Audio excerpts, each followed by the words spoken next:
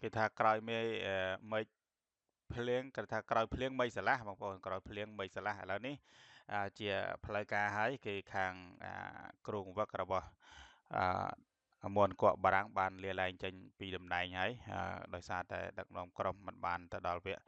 ផ្ដាច់ព្រាត់បាទបានត្រឹមតែលេខ3ទេហ្នឹងហើយមិនត្រឹមតែលេខ3នៅក្នុងការប្រកួតនេះហើយការប្រកួតបន្តគឺអាសង់ទីនទៅប៉ះជាមួយនឹងអេស្ប៉ាញបាទអាសង់ទីនទៅប៉ះជាមួយអេស្ប៉ាញនៅក្នុងយប់នេះហើយអាសង់ទីនដឹកនាំដោយ Lionel Messi បាទ Lionel Messi ហើយអង់គ្លេសនោះនាំដោយ Harry Kane មកពីក្រុម Bayern Munich ហើយនិង Bellingham មកពី Real Madrid ដែលត្រូវបន្តទៅវគ្គផ្ដាច់ព្រាត់ទៅមុខទៀតហើយអ្វីដែលសំខាន់នោះគឺថាខាងកីឡាករក៏ដូចជាក្រុមអាសង់ទីនបាទសំណាងមែនតើដោយសារអីក្រុមអាសង់ទីននេះតាំងពីវគ្គ32ក្រុមមករហូតមកគឺអត់ទាន់មានប៉ះក្រុមខ្លាំងទេប៉ះតែក្រុមបែបល្មមមកអាចឡើងមករហូតអញ្ចឹងណាប៉ះស្វីសឃើញទៅល្មមហើយពេលស្វីសកាត់ក្រហមទៀតចាប់បដ ாய் ហ្នឹងហើយបានឡើងមកវគ្គ4ក្រុមបដ ாய் ឥឡូវយប់នេះប៉ះក្រុមទៅប៉ះខ្លាំងអង់គ្លេសហ្នឹងហើយបងប្អូនអាសង់ទីនណាហ្នឹងហើយអាសង់ទីនតែខ្លាំងអង់គ្លេសហ្នឹងហើយយើងងាកមកមើលក្រុមជម្រើសជាតិបារាំងនេះវិញក្រោយពេលដែលលោក Didier Deschamps បានប្រកាសលាលែងចេញពីតំណែងនៅកាលពីដឹកនាំក្រុមជម្រើសជាតិចាញ់ហើយហ្នឹងគឺប្រកាសលាលែងចេញពីតំណែងតែម្ដងហើយ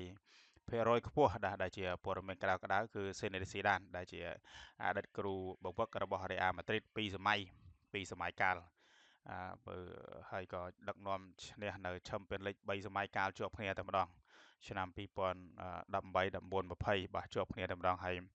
រហូតដល់តាំងពីនោះមកលាលែងពីតំណែងហើយក៏បានមកដឹកនាំទៀតហើយក៏ឈ្នះក្បាលឈ្នះពៀនក្នុងលីកហើយក៏ឈប់លាលែងពីតំណែងមកគឺអត់ទៅដឹកនាំក្រុមជម្រើសជាតិណាទេបណ្ដាក្រុមខ្លាំងប៉ុណ្ណាទៅដឹកនាំតាក់ទងទៅគឺអត់ទៅទេហ្មងនៅចាំដឹកនាំក្រុមបារាំងនឹងទេហ្មងឥឡូវនេះមានឱកាសហើយនេះឱកាសគឺភាគរយខ្ពស់ហើយ99%តែម្ដងបងប្អូនអញ្ចឹងសម្រាប់លោកDidier Deschamps នេះគឺកំណត់ត្រាដែលលោកដឹកនាំក្រុមជម្រើសជាតិបារាំងរយៈពេល14ឆ្នាំនេះគឺប្រកួតឈ្នះ182ប្រកួតបាទ182ប្រកួតគឺដែលដឹកនាំក្រុមហ្នឹងហើយឈ្នះ119ស្មើ35ចាញ់28បាទនៅក្នុងនោះគឺឆ្នាំ2018បានឈ្នះ FIFA Club World Cup ផងដែរហើយបានឈ្នះជើងឯក UEFA Nations League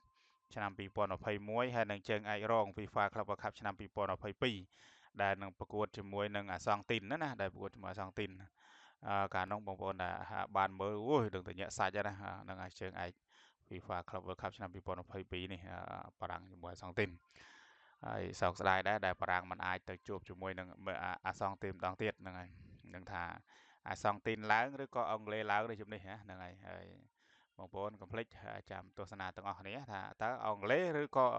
អាសង់ទីនអ្នកឡើងព្រោះអាសង់ទីននេះគឺសំណាងមកតាំងពី32ក្រុមហើយអត់ដែលប៉ះក្រុមខ្លាំងទេណាដែលប៉ះក្រុមខ្លាំងទៅប៉ះអង់គ្លេសនឹងឯងហើយ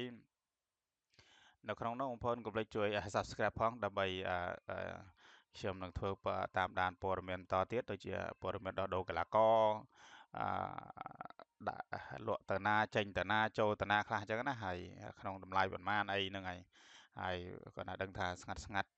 មិនញូ surprise កីឡាករមួយបាត់ហើយsurprise កីឡាករមួយដល់ឆ្នាំនៅ fan Man U ប្រហែលជាដឹងហើយហ្នឹងហើយចំណែកខាង Arsenal ក៏ត្រូវការ